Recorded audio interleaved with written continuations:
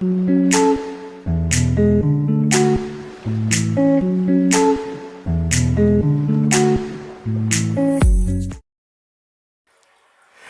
a todos, muchas bendiciones.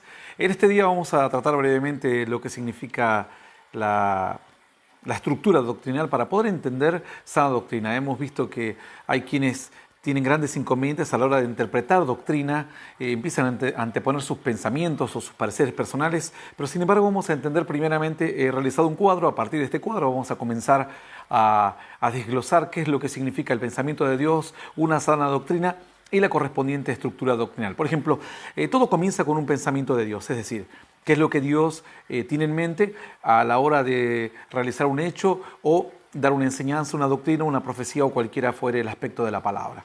Esto es acerca obviamente de un tema específico, decimos es el pensamiento de Dios acerca de un tema específico. Luego esto hay que analizarlo a través de la estructura doctrinal. Si nosotros no podemos analizarlo a través de una estructura es como un orden, un pequeño esquema en el cual nosotros podemos comprobar a ver si lo que estamos entendiendo está bien entendido. Es como un pequeño caminito lógico. En este caso tiene que ver con la Escritura. Entonces, en primer lugar, vamos a ver que cuando Dios va a hablar acerca de un tema, Dios tiene un objetivo. Esto es algo importante mirar, este es el objetivo, y en el objetivo podemos ver que puede ser tanto espiritual como apuntando el objetivo, apuntando al alma o a los sentimientos del hombre. Puede ser que Dios quiera mejorar algo que tenga que ver con la social o algo con lo económico, o dar una profecía de un evento próximo, algo que tenga que ver con sanitario, con nuestra prevención, algo que ver con lo político, en la organización de las sociedades, o lo religioso, la estructura religiosa, cómo se debe organizar una iglesia y demás, o lo meramente intelectual. Puede haber algunos aspectos más, pero he puesto los aspectos más importantes. Esto, el objetivo, es muy importante. Tenemos que tener en claro que el objetivo es lo que se busca, el fin. Es decir, si yo analizo todo el resto de la doctrina, los diferentes ingredientes, pero nunca logro llegar al objetivo, entonces voy a ver que lo que Dios tenía en mente, el pensamiento de Dios, no ha logrado el objetivo buscado. Entonces, esto es lo básico. Luego vamos a analizar otro aspecto que tiene que ver con la temporalidad. Es decir, hay que ver si el objetivo está apuntado, por ejemplo, a una ocasión específica del pasado. Es decir, el arca de Noé. Por ejemplo, fue una ocasión específica del pasado. Dios le va a mandar a hacer un arca en estos días. Vamos a seguir rápidamente. Puede ser una época específica del pasado, es decir, la ley fue un periodo, no un momento, sino un periodo bastante extenso. Es una época específica. Luego vemos, por ejemplo, que también en esto que tiene que ver con la temporalidad, puede ser que esté apuntado en realidad a situaciones específicas o situaciones similares. Por ejemplo, en este caso, situaciones similares. Es decir, siempre que un joven se encuentra ante una tentación o ante una dificultad, como lo fue en el caso de José, seguramente tiene que tomar las mismas actitudes que tomó José o no tomar las que tomó otra persona. Por ejemplo, la temporalidad tiene que ver eso con el plan. El plan puede ser para situaciones específicas repetibles en el futuro o simplemente para cumplir una profecía, como en este caso, cumplir una profecía. Puede ser que sea aplicable siempre, por ejemplo, amarás a tu prójimo, esto se va a aplicar siempre en el tiempo. Puede ser que sea a una situación futura específica, es decir, por ejemplo, la gran tribulación o los momentos del fin. Va a ser una situación futura, pero no en cualquier momento, sino, por ejemplo, la venida de Cristo también podría aplicar aquí. Puede ser una situación futura, de una futura época especial, es decir, un periodo futuro, pero de largo tiempo. Como dijo Dios a Daniel, la ciencia aumentará, tú irás y descansarás. Es decir, un periodo largo de tiempo, puede ser el desarrollo o los periodos de guerra o de plagas anticipados por el Señor. Y simplemente puede ser de un futuro incierto, es decir, la temporalidad de la palabra o del plan está planteado para un futuro incierto. Es decir, por ejemplo, si un pueblo comete tales y cuales acciones, le van a venir las plagas o dificultades o adversidades. Entonces, esto es para un futuro incierto. Esto es lo que tiene que ver con la temporalidad. Es decir, el plan, lo que tiene Dios pensado, hay que ver cuándo va a funcionar. Si va a funcionar en una situación específica del pasado, si va a funcionar en una época del pasado, si va a funcionar en situaciones similares o cumplir una profecía, etc. Vamos a seguir con el próximo ítem. Tenemos que analizar entonces los destinatarios, a ver a quién va destinado, porque probablemente un mensaje va destinado a una persona y nosotros, digamos, va para Marta y Juan lo toma y piensa que le dijeron a él, lo llamaron a él y no lo llamaron a él. Entonces, siempre en todo mensaje, en todo pensamiento, hay un destinatario. Puede ser un individuo específico, es decir, cuando Dios llama a Samuel, no llama a cualquier persona, lo llama a él individualmente. Aunque esto se puede extrapolar, es decir, ampliar para próximos llamados, pero principalmente en este caso lo llama a él. O un Noé o un Moisés, que no va a haber otros iguales. Por ejemplo, puede ser que el llamado sea un grupo determinado, es decir, al pueblo judío, por ejemplo. Podríamos hablar de que el llamado podría ser también general, es decir, a todos los que escuchen el mensaje de esta profecía, se les advierte tal o cual cosa. Puede ser que el mensaje vaya destinado a los que reúnan requisitos, por ejemplo, a los obispos. No es a una persona en particular, pero a todo aquel que se reúna requisitos para ser obispo o reúna las condiciones de alguien que se encuentre con deseos de servir o de cambiar ciertos aspectos de la sociedad, entonces el mensaje es para él. Es decir, yo en el momento que cumplo los requisitos, me apodero del mensaje. Si, por ejemplo, un siervo de Dios. Si yo no soy siervo de Dios, los mensajes de siervo que están escritos en la palabra no me llegarán a mí porque no me corresponden, porque no he reunido los requisitos. Volvemos a lo mismo, muy parecido a lo anterior. En este caso son situaciones similares, es decir, a las personas a quienes van dirigido el mensaje, en algún caso el pensamiento de Dios, es a las personas que se encuentren en una situación similar. Por ejemplo, cuando Dios dice, y cuando se encuentren perdidos en los caminos, paraos, preguntad y ved. O sea, ese mensaje es para las personas, no para una persona en especial o para un grupo, sino para aquel que se encuentre en una situación específica. Sin importar si reúne o no los requisitos. Si está en una situación similar, él se hace acreedor. Y otros, por ejemplo, destinatarios, que son destinatarios libres, es decir, a todo aquel que quiera creer, como por ejemplo el reino de los cielos se hace fuerte, los valientes lo arrebatan por la fuerza, o las promesas que se reclaman simplemente por fe. Por ejemplo, podemos ver a la mujer sirofenicia que no le correspondía la bendición, pero ella reclama una bendición y se apropia de la bendición. Es decir, podemos apropiarnos de transformarnos en destinatarios si creemos que nosotros nos corresponde, si creemos que por fe queremos apropiarnos de esas promesas. Por ejemplo, tú eres mi siervo hoy, como dice la palabra en muchos casos, hoy te he levantado, te he puesto para llevar luz a las naciones. Mucha gente lo lee, pero aquel que lo cree, lo toma, se apropia y se transforma en un destinatario. Entonces, vamos a ver, por ejemplo, que estas son algunas de las cualidades. Entonces vamos a repetir.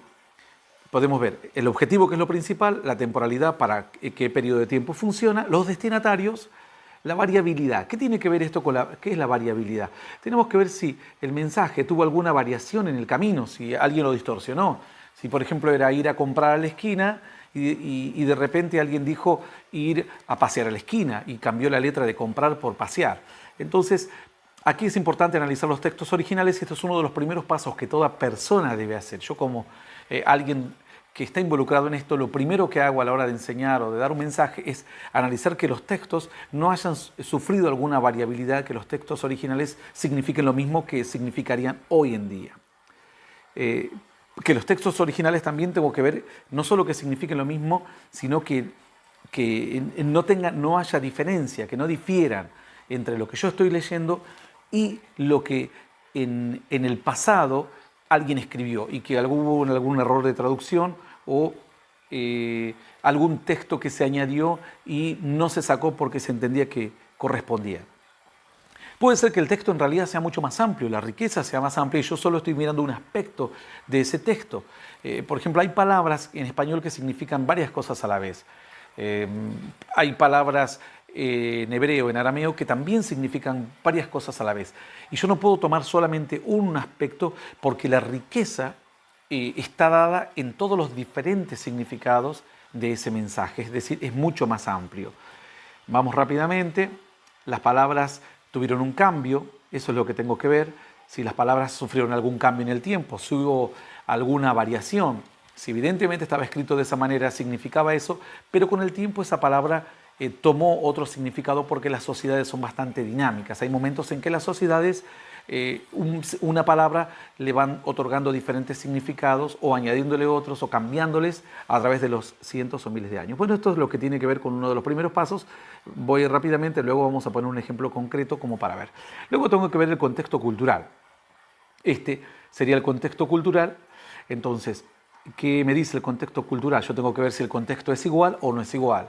Es decir, si Dios da un mensaje a una persona dentro de un contexto, tengo que ver si ese mensaje sirve para mi contexto, si se cumple el objetivo, si lo que Dios tenía pensado en su mente, a través, para poder lograr un objetivo, dentro de esa sociedad, sí es útil para aplicarlo en otras sociedades. Entonces puede ser que el contexto cultural no sea igual.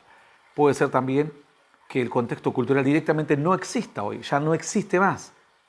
No solo que haya cambiado. Puede ser que sea igual, por lo menos no tal vez en la tecnología, en los vehículos, en los aviones, etcétera, pero sin embargo puede ser igual la familia, los conflictos entre marido y mujer, etcétera. Puede ser que el contexto o las personas que tratan de influenciar a uno, que sepárate, que no te separes, puede ser que en ese aspecto sea igual. Puede ser que no sea exactamente igual, pero que sea similar. El trabajo sigue siendo trabajo, representa un esfuerzo, un compromiso, la palabra sigue siendo una palabra empeñada y demás. Puede ser que sea diferente el contexto cultural, pero que no afecte la doctrina. Es decir, por ejemplo, la oración cambia, ahora viajamos en aviones, en subterráneos y demás, que antes no existía, pero sin embargo no afecta a una doctrina como la oración, por ejemplo. Puede ser que sea diferente y sí afecta a la doctrina. Puede ser que el pensamiento de Dios acerca de un tema ha sido pensado en ese contexto cultural. Ahora el contexto cultural cambió rotundamente y por lo cual la doctrina va a ser afectada. Por ejemplo, la carta de divorcio. En un principio la carta de divorcio estaba pensada para un contexto cultural, en el tiempo de Moisés cambió. Imagínense que en tan poco tiempo cambia el contexto cultural y entonces tiene que afectar a la doctrina. Dios la reforma, la doctrina la cambia, su mandamiento temporal, pero para cumplir un objetivo mucho más grande. Nunca perdamos de vista lo que es el objetivo. Bueno, vamos a seguir con otro de los aspectos que debemos analizar, el contexto doctrinal. Tengo que ver si el contexto doctrinal, si lo que estoy analizando dentro de una historia está dentro de otra doctrina. Por ejemplo, la liberación puede estar dentro de la autoridad espiritual, para poner un ejemplo simple. La autoridad espiritual tiene que estar adentro. Entonces, vemos que quizás el pensamiento de Dios que yo estoy analizando está dentro de una doctrina aún mayor. Por ejemplo, el día sábado, como dijo el Señor, estaba dentro de una doctrina aún mayor. ¿Cuál era la doctrina?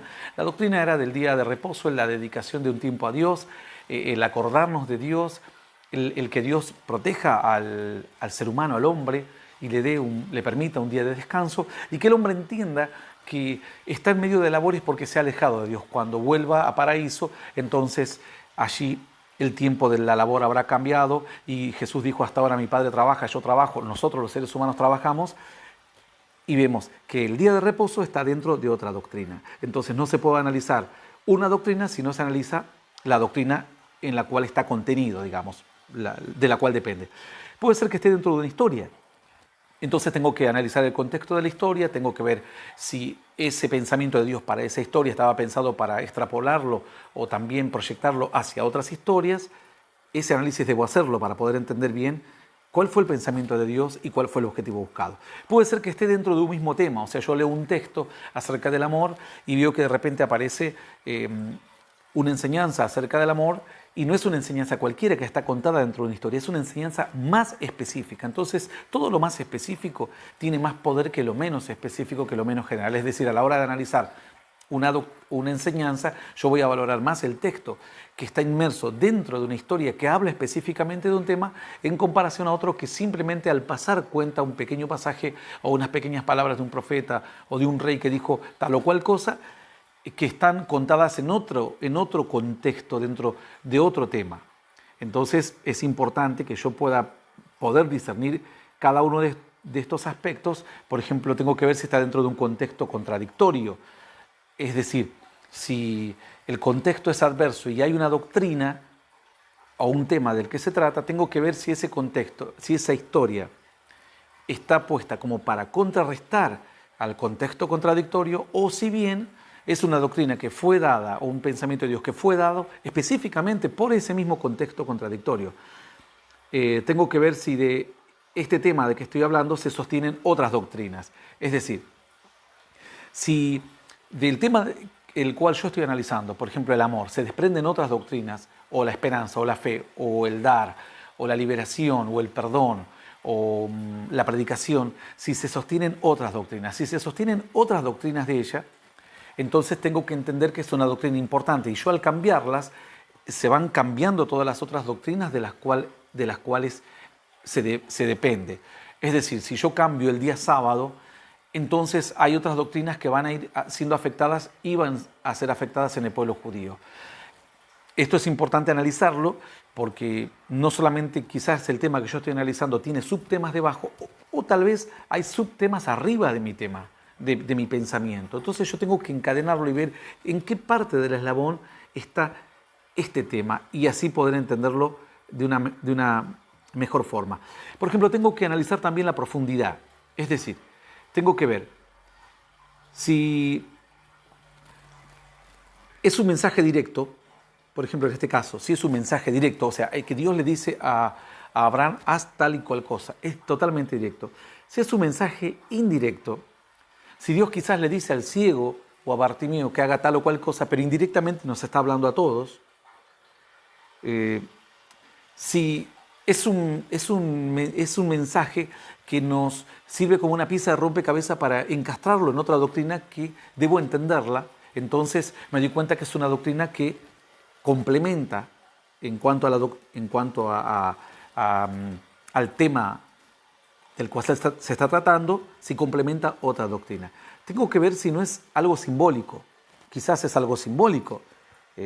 Quizás es como Jesús dijo, destruiré el templo, al tercer día lo levantaré. No era que lo iba a destruir, era algo simbólico, es un mensaje simbólico. Puede ser que la profundidad sea algo profético, que en realidad no sea dicho, no fue dicho para ese momento, como en el caso de Cristo, fue algo profético, que iba a destruir el templo, era su templo, era simbólico y además profético. Puede ser que solo sea concreto, es decir, orar sin cesar es algo concreto, esa es la profundidad, orar sin cesar. Quizás no tiene algo simbólico, no tiene algo profético, es algo extremadamente concreto.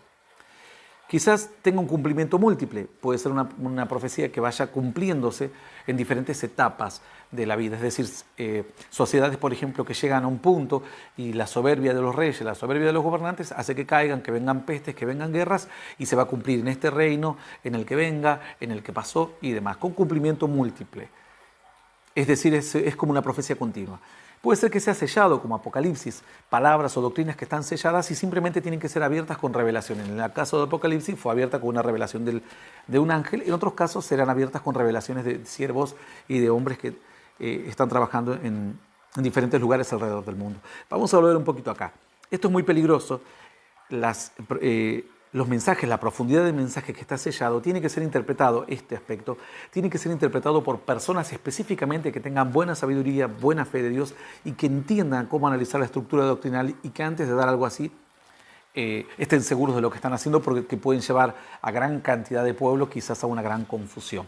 Puede ser que tenga una aplicación a diferentes situaciones, es decir, un tema en el cual Dios lo resolvió hace 1000 años, también puede aplicarse a diferentes etapas de la historia y también a diferentes situaciones.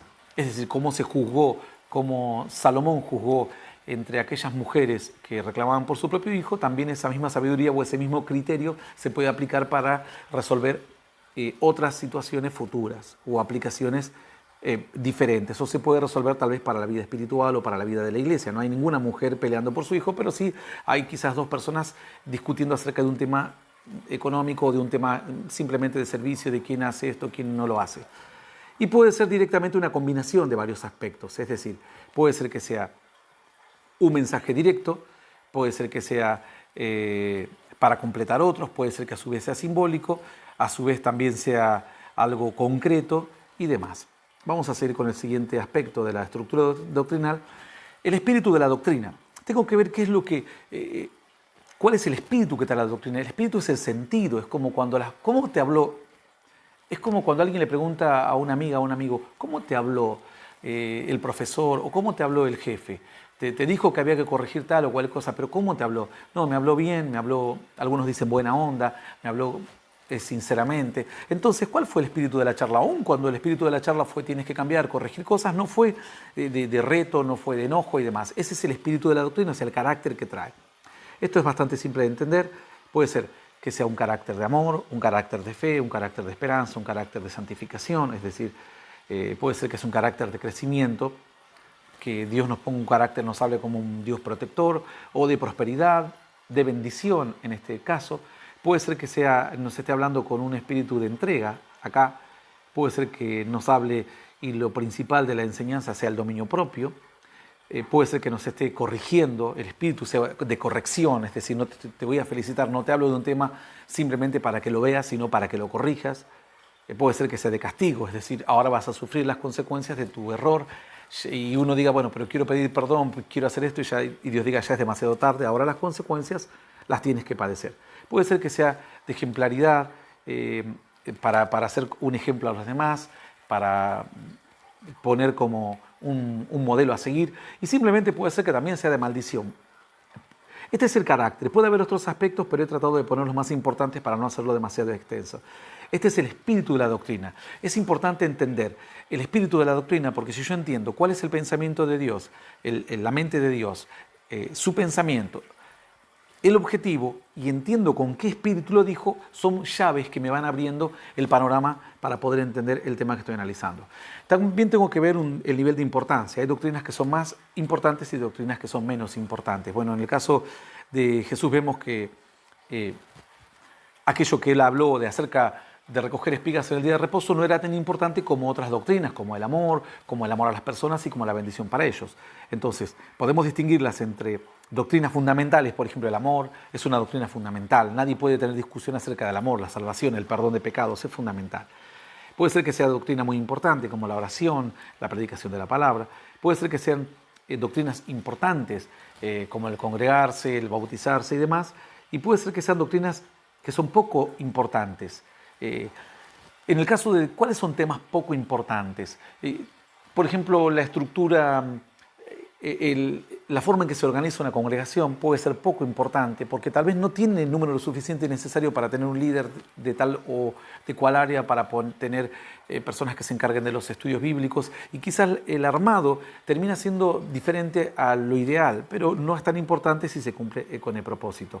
O por ejemplo, que tal vez una persona diga, como los fariseos limpiaban el vaso, se lavaban las manos, antes de comer cualquier cosa. Entonces, Dios les dijo que no era tan solamente importante lo que entraba a la boca del hombre, sino también lo que salía a la boca del hombre. O sea, la doctrina era importante, pero era poco importante. Era bueno que estén con normas sanitarias y ser un símbolo ante la comunidad, pero no era tan importante. Y puede ser doctrinas que no sean absolutamente nada importantes, como por ejemplo el usar un velo.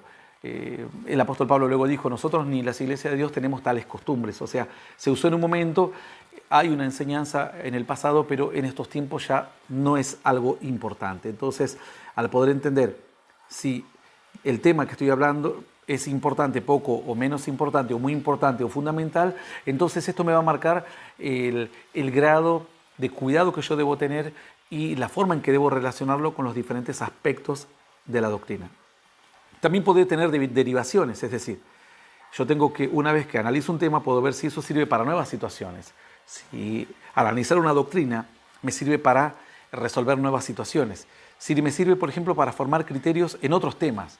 Es decir, la situación en la que Cristo habló acerca del día de reposo, que tal vez había temas importantes que podían vencer o prevalecer ante otros temas menos importantes, que sí, quizás eran buenos a cumplirlos, pero si teníamos que elegir uno de ellos, deberíamos elegir uno más importante. Bueno, esto es un criterio. Hay momentos en que a veces uno tiene que elegir entre la misericordia y quizás el castigo o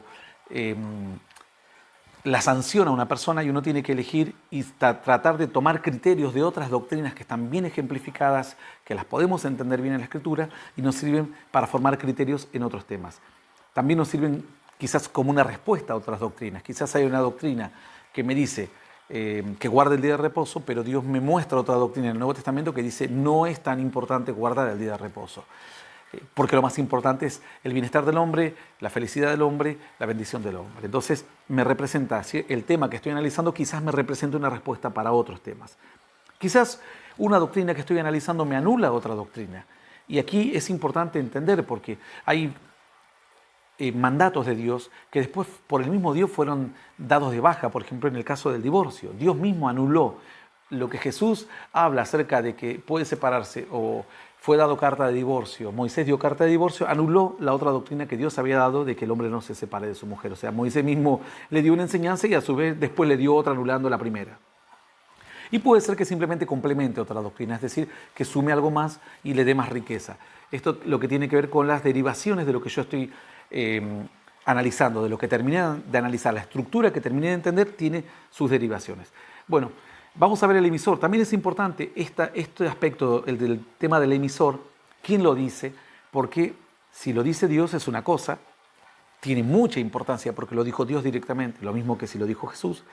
Si lo dijo un ángel, es importante, pero si yo tengo que el ángel me dijo A y Dios me dijo B, tomaré lo que me dijo Dios. Si Jesús me dijo A y el ángel, hay una historia que dice que un ángel le dijo B y parece que las dos historias se contradicen, prevalecerá a mi criterio del emisor más importante. Lo mismo en el caso de los patriarcas. Si un ángel dio una orden de ir a tal tierra y un patriarca dijo, me parece que no vamos a ir a tal tierra, y yo leo esa historia, yo voy a hacer prevalecer la del ángel, porque está más cerca de Dios, más en comunión, ve la gloria constante de Dios y no así el patriarca. Voy a ver si la enseñanza fue dada por un profeta mayor, va a prevalecer sobre un profeta menor, un profeta mayor como Isaías, y si aparece cierto conflicto doctrinal con un profeta menor, voy a hacer prevalecer la del profeta mayor. O simplemente los que tienen un don profético, por ejemplo Agabo, aquel que se encontró con Pablo tomando su cinto y se ató los pies y las manos y dijo, así atarán al hombre a quien pertenece este cinto allí en Jerusalén. Por ejemplo, los apóstoles, si tengo que elegir entre la palabra de un apóstol o la enseñanza, o como el apóstol Pablo dijo en algunas ocasiones, esto digo como a manera personal, a criterio mío, que deberíamos hacer tal y tal cosa, entonces yo tengo que ver si eso es más importante que lo que me pueda decir un patriarca o lo que me pueda decir un ángel. Entonces volvamos. También puede ser que simplemente sea dicho por siervos de Dios o que esté mencionado en alguna historia de la Escritura. Entonces, en base a este nivel de importancia, yo voy a poder juzgar, a ver si la doctrina que estoy analizando es más o menos importante que otra, porque es un elemento más que me añade a mí, un elemento más para yo entender qué grado de importancia está teniendo y qué peso específico va a tener esta doctrina en comparación a otras. También tengo que ver la aplicación. Quizás hay el mensaje o el pensamiento de Dios fue para una aplicación única, como por ejemplo el arca del pacto. Fue única, no se pidió más que se haga otra arca, no se dio más detalles, es única. Nadie más puede tomar esa historia y ir a fabricar un arca. Lo puede hacer si quiere, pero tendrá ningún sentido, estará totalmente alejado de la palabra. Es única, cerrada. Después hay otras que son universales, abiertas, que es la mayoría de las enseñanzas, que sirven para que cualquier persona pueda tomar la enseñanza de José, la enseñanza de Moisés, lo que Dios le habló a ellos y aplicarlos a su vida en situaciones similares o semejantes, o que ellos entiendan que son distintas, pero con algunos puntos en común. Y puede ser que sea variable, es decir, puede ser que la aplicación pueda ser según circunstancias, es decir, la aplicación está cerrada, solo dada para los hombres que han sido llamados a una situación específica y que se vuelva a abrir cuando se levante un gran profeta, un gran siervo de Dios, en 100 años, en 200 años, en 500 años, se vuelva a abrir y se vuelva a aplicar ese pensamiento de Dios. Está cerrado hasta que aparezca otro siervo similar como Cristo en este caso y se abre nuevamente, o sea, pasa a ser variable. Y en otro caso puede ser que el pensamiento de Dios sea abierto, es decir, la doctrina, el tema de que estamos tratando es universal, es pensado absolutamente para todos. Bueno, este es el cuadro que he realizado como para entender. He tratado de poner lo mínimo indispensable, pero con buena amplitud para que podamos entender cómo se debe analizar una estructura doctrinal de un tema. Aquí no es, yo escucho personas que dicen, a mí me parece que la oración, a mí me parece que el diezmo, a mí me parece que la predicación, esto no tiene nada que ver. Esto es poder entender el pensamiento de Dios en un tema específico, el pensamiento de Dios en un tema específico y analizar la estructura para ver cuál fue el objetivo. Ya vimos los objetivos y después debo analizar todos los aspectos, la temporalidad, los destinatarios, si tuvo variación, el contexto que se dio, el contexto de la doctrina de la palabra, la profundidad, si tiene otras aplicaciones, interpretaciones, el espíritu de la doctrina, el carácter, con qué carácter fue dada, el nivel de importancia, si es una doctrina importante, las derivaciones, cuáles son el impacto que el tema va cómo va a repercutir ese tema que estoy analizando en otros temas, el emisor, quién lo dio, si fue un emisor directo, un emisor indirecto, y la aplicación. Si fue una aplicación única, una aplicación universal para cualquiera que algún día analice o lea el tema, o algo variable, es decir, para cuando se aparezca y se dé tal o tal condición, ese pensamiento de Dios se aplique. Esto es entonces la estructura doctrinal. Ahora alguien dirá, una vez esto, ¿cómo lo analizo? Bueno, una vez realizado esto, debo pasar al siguiente esquema.